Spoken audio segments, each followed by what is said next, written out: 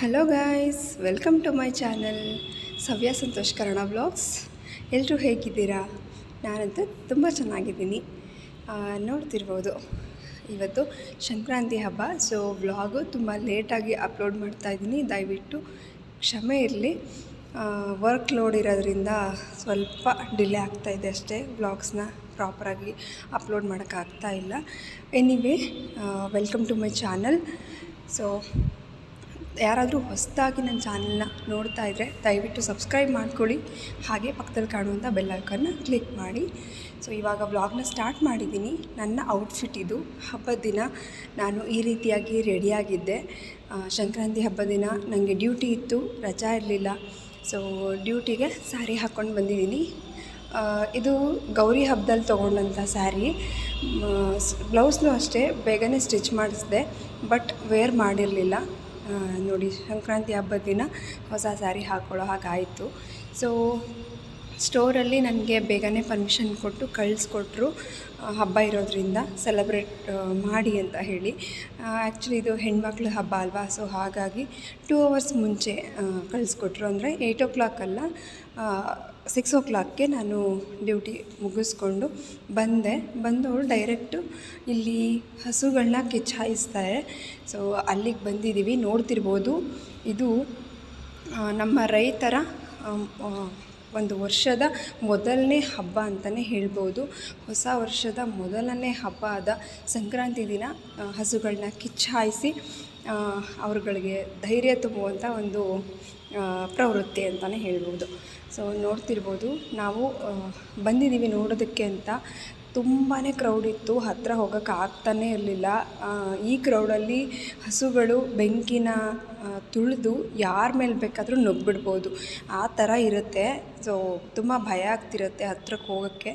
ಹಾಗಾಗಿ ನಾವು ಸ್ವಲ್ಪ ದೂರದಲ್ಲೇ ನಿಂತ್ಕೊಂಡಿದ್ವಿ. ಒಂದು ಟೆರೆಸ್ ಮೇಲೆ ಹತ್ಬಿಟ್ಟು ನೋಡ್ತಾಯಿದ್ವಿ, ಚೆನ್ನಾಗಿ ಕಾಣಿಸುತ್ತೆ ಅಂದ್ಬಿಟ್ಟು ಹತ್ತಿದ್ವಿ. ಬಟ್ ಆಗಲೇ ಇಲ್ಲ ನೋಡೋದಕ್ಕೆ. ನನಗಂತೂ ಒಂದು ಹಸು ದಾಟೋದನ್ನು ನಾನು ನೋಡಲೇ ಇಲ್ಲ ನೀಟಾಗಿ. ನನ್ನ ಹಸ್ಬೆಂಡ್ ವಿಡಿಯೋ ಮಾಡ್ಕೊಂಡು ಬಂದರು. ಅದಾದಮೇಲೆ ಮನೆಗೆ ಬಂದು ಕುತ್ಕೊಂಡು ನೋಡಿದ್ದೀನಿ, ಈ ಥರ ಅಂತ ಹೇಳಿ. ಅಂದರೆ ತುಂಬಾ ಚೆನ್ನಾಗಿರುತ್ತೆ. ಫುಲ್ಲು ಕಿರ್ಚ್ತಾ ಇರ್ತಾರೆ ಹಸುಗಳನ್ನೆಲ್ಲ ಈ ಥರ ಅಲಂಕಾರ ಮಾಡಿಕೊಂಡು ತುಂಬಾ ಚೆನ್ನಾಗಿ. ಮತ್ತು ಆ ಒಂದು ದಿನ ಹಸುಗಳಿಗೆ ಯಾವುದೇ ರೀತಿ ನೋವು ಕೊಡೋದಿಲ್ಲ, ಯಾವುದೇ ಒಂದು ಕೆಲಸನೂ ಸಹ ಮಾಡಿಸೋದಿಲ್ಲ ಹಸುಗಳ ಹತ್ರ. ಹಾಗಾಗಿ ರೆಸ್ಟಲ್ಲಿ ಇರ್ತವೆ ಹಸುಗಳು. ಸೊ ನೋಡ್ತಿರ್ಬೋದು, ಎಷ್ಟೊಂದು ಹಸುಗಳು ಬಂದಿತ್ತು ಅಂದರೆ ನಾವು ನೋಡೋದಕ್ಕೆ ಬರ್ತಾಯಿದ್ದೀವಿ. ನೋಡ್ತಿರ್ಬೋದು ನೀವು, ಒಂದು ಟೆರೆಸ್ ಮೇಲೆ ಹತ್ತಬೇಕಾಗಿತ್ತು. ಅದಕ್ಕಾಗಿ ಅಕ್ಕ ನಾನು ಇಬ್ಬರೂ ಮಗಳನ್ನ ಕರ್ಕೊಂಡು ಹತ್ತಾಯಿದ್ದೀವಿ. ಎಷ್ಟೊಂದು ಹಸುಗಳನ್ನ ಕರ್ಕೊಂಡು ಬಂದಿದ್ದರು, ಅಲಂಕಾರ ಮಾಡ್ಕೊಂಡು ಕರ್ಕೊಂಡ್ಬಂದಿದ್ರು. ಮತ್ತು ಎಷ್ಟೊಂದು ಹಸುಗಳ ಮೇಲೆ ಪೇಂಟ್ ಮಾಡಿಕೊಂಡು ಕರ್ಕೊಂಡು ಬಂದಿದ್ದರು. ಹೂವಿನ ಅಲಂಕಾರ, ದಪ್ಪ ದಪ್ಪ ಹೂವಿನ ಹಾರಗಳ ಅಲಂಕಾರ ಎಲ್ಲ ಮಾಡಿದರು. ಸಕ್ಕತ್ತಾಗಿತ್ತು, ಕಣ್ಣು ತುಂಬಿಸ್ಕೋಬೋದು ಆ ರೀತಿ ಇತ್ತು. ನೋಡ್ತಿರ್ಬೋದು, ಟೆರೆಸ್ ಕಾಣಿಸ್ತಿದೆ ಅಲ್ವ ರೈಟ್ ಸೈಡಲ್ಲಿ, ಅಲ್ಲಿ ನಾವು ಹತ್ತಿದ್ದಂಥ ಟೆರೆಸ್ ಅದು. ಜನ ತುಂಬಾ ಇದ್ದರು. ನಾವು ಹೋಗೋಷ್ಟೊತ್ತಿಗೆ ಕ್ರೌಡ್ ಜಾಸ್ತಿನೇ ಆಗಿಬಿಟ್ಟಿತ್ತು. ಹಿಂದೆ ನಿಂತ್ಕೊಂಡಿದ್ವು, ಏನೂ ಕಾಣಿಸ್ತಾ ಇರಲಿಲ್ಲ. ಸ್ವಲ್ಪ ಹೈಟ್ ಆಗಿರೋರಿಗೆ ಕಾಣಿಸ್ತಾಯಿತ್ತು ನೀಟಾಗಿ. ವಿಡಿಯೋನೂ ಸಹ ಮಾಡಿಕೊಂಡು ನಿಂತ್ಕೊಂಡಿದ್ದೆ ನಾನು. ಬಟ್ ತುಂಬ ಎತ್ತರದಿಂದ ವಿಡಿಯೋ ಮಾಡಬೇಕಾಗಿತ್ತು, ಬಟ್ ಅಷ್ಟೊಂದು ನೀಟಾಗಿ ಕಾಣಿಸ್ತಾ ಇರಲಿಲ್ಲ ನಾವು ನಿಂತಿದ್ದ ಕಡೆಗೆ. ಹಾಗಾಗಿ ಬಿಡು ಅಂದ್ಬಿಟ್ಟು ತುಂಬ ಹೊತ್ತು ನಿಂತ್ಕೊಂಡು ಸ್ವಲ್ಪ ಒಂದು ಹಾಫ್ ಆನ್ ಅವರ್ ಮೇಲೇ ನಿಂತ್ಕೊಂಡಿದ್ದೀವಿ. ಕಾಣಿಸುತ್ತೆ, ತುಂಬ ಚೆನ್ನಾಗಿ ಕಾಣಿಸುತ್ತೆ ಅಂತ ಹೇಳಿ. ಬಟ್ ಕಾಣಿಸ್ಲಿಲ್ಲ, ನನ್ನ ಹೈಟ್ಗೆ ಕಾಣಿಸ್ಲಿಲ್ಲ. ಅಕ್ಕ ನೋಡಿದ್ರು. ನೋಡ್ತಿರ್ಬೋದು, ಹಸುಗಳನ್ನ ಕಿಚ್ಚಾಯಿಸಿ ವಾಪಸ್ ಕರ್ಕೊಂಡು ಹೋಗ್ತಾಯಿದ್ದಾರೆ. ನಾನು ಮತ್ತು ಮಕ್ಕಳು 4 ಜನಕ್ಕೂ ಅಷ್ಟು ಚೆನ್ನಾಗಿ ಕಾಣಿಸ್ಲಿಲ್ಲ ಕಿಚ್ಚಾಯಿಸೋವಂಥದ್ದು. ಸೊ ಇವಾಗ ಮನೆಯಲ್ಲಿ ಹಬ್ಬದ ತಯಾರಿ ಎಲ್ಲ ಆಗಿದೆ. ಮನೆಯಲ್ಲಿ ದೇವ್ರ ಧೂಪ ಹಾಕಿ ಬಂದಿದ್ದರು. ನನಗೆ ಆ ಒಂದು ಅದೃಷ್ಟ ಸಿಗಲಿಲ್ಲ, ದೇವ್ರಿಗೆ ಧೂಪ ಹಾಕುವಂಥ ಅದೃಷ್ಟ ಸಿಗಲಿಲ್ಲ. ಮನೆಗೆ ಹೋದೆ, ಎಲ್ಲ ಆಗಿತ್ತು. ದೇವ್ರ ನಮಸ್ಕಾರ ಮಾಡಿ ಡೈರೆಕ್ಟ್ ಊಟ ಮಾಡಿದ್ದು ಅಷ್ಟೇ. ಧೂಪ ಹಾಕುವಂಥ ಟೈಮಲ್ಲಿ ನಾನು ಇರಲಿಲ್ಲ, ಡ್ಯೂಟಿನಲ್ಲಿ ಇದ್ದೆ. ಸಂಜೆ 6 ಗಂಟೆಗೆ ಕಳಿಸ್ಕೊಟ್ರು. ಸೊ ಹಾಗಾಗಿ ಮಿಸ್ ಮಾಡಿಕೊಂಡೆ ಅಂತ ಹೇಳ್ಬೋದು.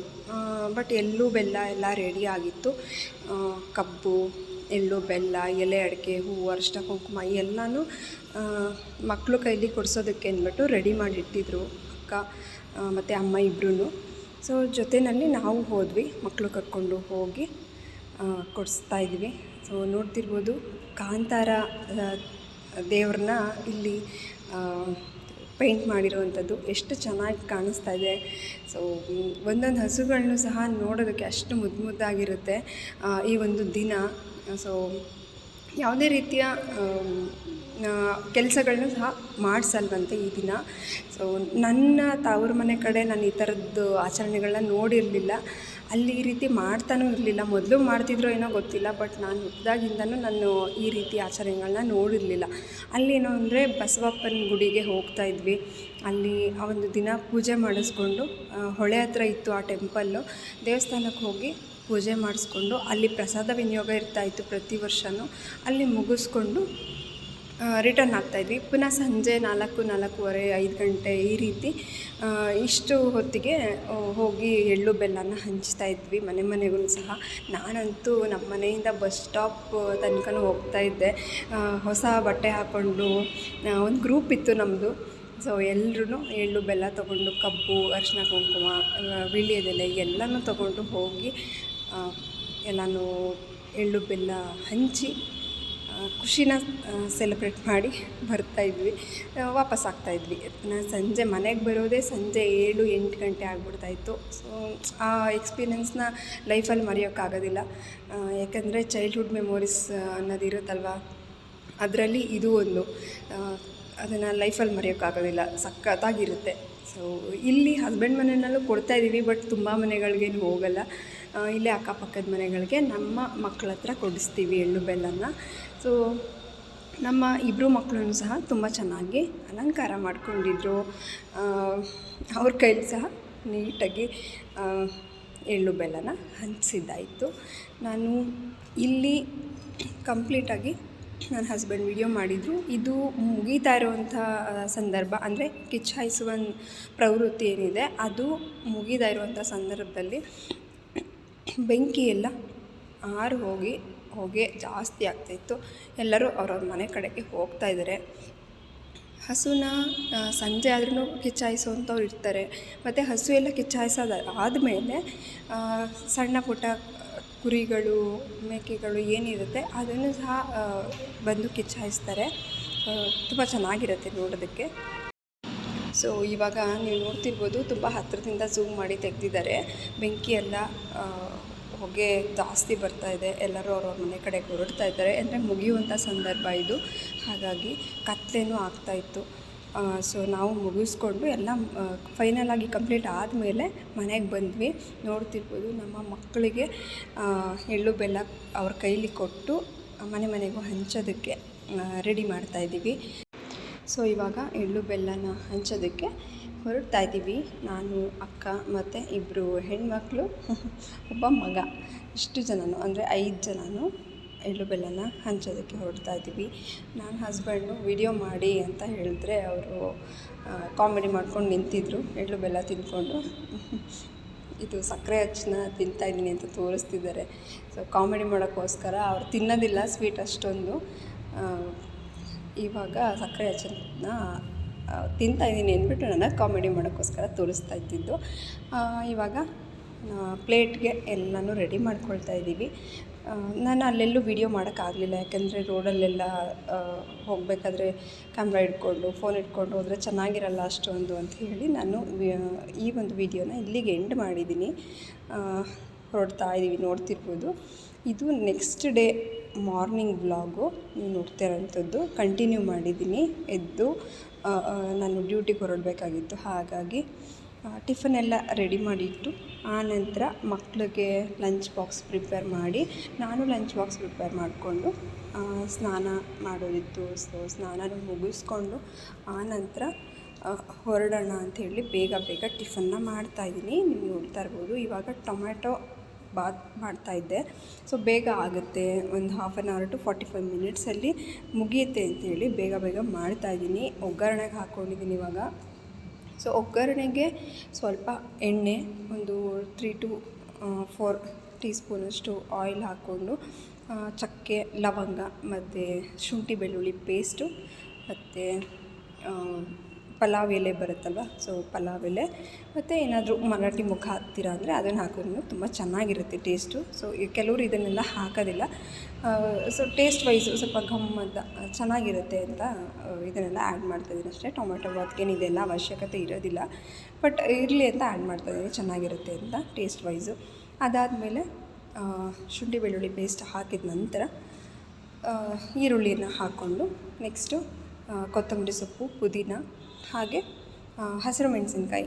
ನಿಮಗೆ ಹಸಿರು ಮೆಣಸಿನ್ಕಾಯಿ ಬೇಕಾದರೆ ಹಸಿರು ಮೆಣಸಿನ್ಕಾಯಿ ಆ್ಯಡ್ ಮಾಡ್ಕೋಬೋದು.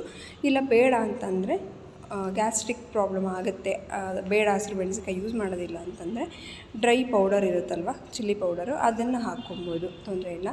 ಸೊ ಇವಾಗ ಬೇಯ್ತಾ ಇದೆ ಚೆನ್ನಾಗಿ, ನೋಡ್ತಿರ್ಬೋದು. ಸೊ ಬೇಗ ಬೇಗ ಟಿಫನ್ ಮುಗಿಸಿ ನಾನು ಸಹ ಹೊರಡಬೇಕಿತ್ತು.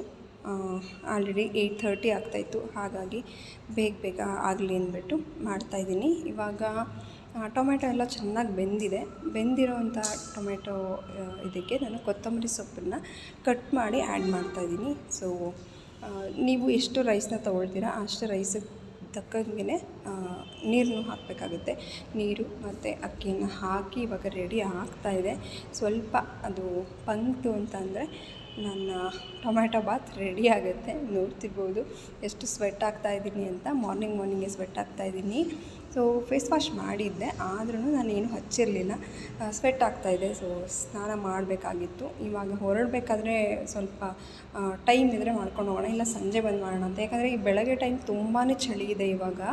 ಸೊ ವಿಂಟರ್ ಇರೋದ್ರಿಂದ ಮಾರ್ನಿಂಗ್ ಟೈಮಲ್ಲಿ ಸ್ನಾನ ಮಾಡೋದಕ್ಕೆ ಬೋರ್ ಅಂತ ಅನಿಸುತ್ತೆ, ಬಟ್ ಆದರೂ ಮಾಡಲೇಬೇಕು. ಡ್ಯೂಟಿಗೆ ಹೋಗೋಷ್ಟೊತ್ತಿಗೆ ಮಾಡ್ಕೊಂಡು ಹೋಗ್ತೀನಿ ಕೆಲಸ ಎಲ್ಲ ಮುಗಿದ್ಮೇಲೆ. ಇವಾಗ ಕಾಫಿ ಲಾಸ್ಟಲ್ಲಿ ಮಾಡಿದೆ, ಮಕ್ಕಳು ಹೊರಡ್ತಾಯಿದ್ರು ತಿಂಡಿ ತಿಂದುಬಿಟ್ಟು, ಆವಾಗ ಕಾಫಿ ಮಾಡಿಕೊಟ್ಟು ನಾನು ಸಹ ಕುಡಿದು ಡ್ಯೂಟಿಗೆ ಬಂದಿದ್ದೀನಿ. ನೋಡ್ತಿರ್ಬೋದು ನನ್ನ ವರ್ಕ್ ಪ್ಲೇಸ್ನಲ್ಲಿ ವರ್ಕ್ ಸ್ಟಾರ್ಟ್ ಆಯಿತು. ಸೊ ಇವಾಗ ಅಟೆಂಡೆನ್ಸ್ ಹಾಕಿ ನಾನು ಡ್ಯೂಟಿ ಇನ್ ಆಗಿದ್ದೀನಿ ಅಂತ ಅವ್ರಿಗೆ ಗೊತ್ತಾಗುತ್ತೆ, ಅಂದರೆ ನಮ್ಮ ಹೈಯರ್ ಅಥಾರಿಟೀಸ್ಗೆ ಗೊತ್ತಾಗುತ್ತೆ. ಸೊ ಸ್ಟೋರ್ ಓಪನ್ ಮಾಡಿ ನೋಡ್ತಿರ್ಬೋದು, ಇನ್ನು ಡಸ್ಟಿಂಗ್ ಕ್ಲೀನಿಂಗ್ ಏನೂ ಆಗಿರಲಿಲ್ಲ. ರಾಘು ಬಂದು ಎಲ್ಲ ಮಾಡ್ತಾನೆ. ಸೊ ಎಲ್ಲನೂ ನಾನು ನೀಟಾಗಿ ಸೆಗ್ರಿಗೇಟ್ ಮಾಡ್ತಾಯಿದ್ದೀನಿ. ಅಂದರೆ ಎಲ್ಲ ಮೆಸಪ್ ಆಗಿರುತ್ತಲ್ವ, ನೈಟ್ ಕಸ್ಟಮರ್ಸ್ ಬಂದು ಹೋದಾಗ, ಕ್ಲೋಸಿಂಗ್ ಟೈಮಲ್ಲಿ ಕಸ್ಟಮರ್ಸ್ ಬಂದಾಗ ಸ್ವಲ್ಪ ಮೆಸಪ್ ಆಗಿರುತ್ತೆ ಸ್ಟೋರೆಲ್ಲ.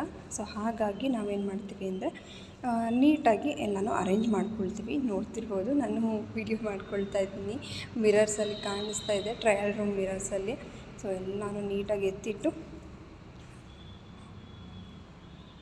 ಸೊ ಬಿಗ್ ಬಾಸ್ನ ಯಾರೆಲ್ಲ ನೋಡ್ತೀರಾ ನಂಗೆ ಕಮೆಂಟ್ ಮಾಡಿ. ಸೊ ನಾನಂತೂ ರೆಗ್ಯುಲರಾಗಿ ನೋಡ್ತೀನಿ, ಮಿಸ್ ಮಾಡಲ್ಲ. ಮನೆಗೆ ಹೋಗಿ ಕಾಫಿ ಕುಡಿದು ಡಿನ್ನರ್ ಮಾಡೋಷ್ಟೊತ್ತಿಗೆ ಬಿಗ್ ಬಾಸ್ ಬರುತ್ತೆ. ಸೊ ನೋಡ್ತೀನಿ, ಮಿಸ್ ಮಾಡಲ್ಲ. ತನಿಷ್ ಅವ್ರು ಹೋಗಿದ್ದು ತುಂಬಾ ಬೇಜಾರಾಯಿತು. One of the favourite contestant ಅಂತಲೇ ಹೇಳ್ಬೋದು ನನಗೆ ಅವರು. ಸೊ ಅವ್ರು ಹೋಗ್ತಾರೆ ಅಂತ ಎಕ್ಸ್ಪೆಕ್ಟ್ ಮಾಡಿರಲಿಲ್ಲ, ಬಟ್ ಹೊರಟೋದ್ರು. Bad luck. ನಿಮ್ಮೆಲ್ರಿಗೂ ಯಾರು ಫೇವ್ರೆಟ್ ಕಂಟೆಸ್ಟೆಂಟು ಮತ್ತು ಯಾಕೆ ಅಂತ ಕಮೆಂಟ್ ಮಾಡಿ. ಓಕೆ, ನಾನು ಕಾಯ್ತಾ ಇರ್ತೀನಿ. ಸೊ ಫ್ರೆಂಡ್ಸ್, ಜಸ್ಟ್ ಟಿಫನ್ ಎಲ್ಲ ಆಯಿತು, ರೆಡಿನೂ ಆಗಾಯಿತು. ಇವಾಗ ನನ್ನ ವರ್ಕ್ ಸ್ಟಾರ್ಟ್ ಆಗ್ತಾಯಿದೆ. ಆಲ್ರೆಡಿ ಟೇಬಲ್ ಮೇಲೆ ಫೋಲ್ಡಿಂಗ್ ಮಾಡಬೇಕಾಗಿರುವಂಥ ಬಟ್ಟೆಗಳು ರೆಡಿ ಇದೆ. ಸೊ ಇವಾಗ ಸ್ಟಾರ್ಟ್ ಮಾಡಬೇಕು. ಈ ಒಂದು ಚಿಕ್ಕ ವ್ಲಾಗ್ ನಿಮ್ಮೆಲ್ರಿಗೂ ಇಷ್ಟ ಆಗಿದೆ ಅಂತ ಅಂದ್ಕೊಳ್ತೀನಿ. ಇಷ್ಟ ಆಗಿದರೆ ದಯವಿಟ್ಟು ಒಂದು ಲೈಕ್ ಮಾಡಿ, ನನ್ನ ಚಾನಲ್ನ ಸಪೋರ್ಟ್ ಮಾಡಿ ಅಂತ ಕೇಳ್ಕೊಳ್ತೀನಿ. ಸಬ್ಸ್ಕ್ರೈಬ್ ಮಾಡದೇ ನನ್ನ ವೀಡಿಯೋಸ್ನ ನೋಡ್ತಾ ಇದ್ದರೆ ದಯವಿಟ್ಟು ಸಬ್ಸ್ಕ್ರೈಬ್ ಮಾಡ್ಕೊಳ್ಳಿ. ಪಕ್ಕದಲ್ಲಿ ಕಾಣುವಂಥ ಬೆಲ್ಲೈಕನ್ನ ಒಂದ್ಸಲ ಕ್ಲಿಕ್ ಮಾಡಿದ್ರೆ ನೆಕ್ಸ್ಟು ನಾನು ಹೊಸ ವೀಡಿಯೋಸ್ ಅಪ್ಲೋಡ್ ಮಾಡಿದ್ರೆ ನಿಮಗೆ ಫಸ್ಟ್ ನೋಟಿಫಿಕೇಷನ್ ಬರುತ್ತೆ. ಸೊ ಯಾವುದೇ ವೀಡಿಯೋಸ್ನು ಮಿಸ್ ಮಾಡ್ದೇ ನೋಡ್ಬೋದು. ಪ್ಲೀಸ್ ಸಬ್ಸ್ಕ್ರೈಬ್ ಮಾಡ್ಕೊಂಡು ನೋಡಿ. ಇವಾಗ 400 ಸಮಥಿಂಗ್ ಸಬ್ಸ್ಕ್ರೈಬರ್ಸ್ ಆಗಿದ್ದಾರೆ. ಆದಷ್ಟು ಬೇಗ 1000 ರೀಚ್ ಆಗಲಿ ಅಂತ ಕೇಳ್ಕೊಳ್ತೀನಿ. Thank you so much. Bye.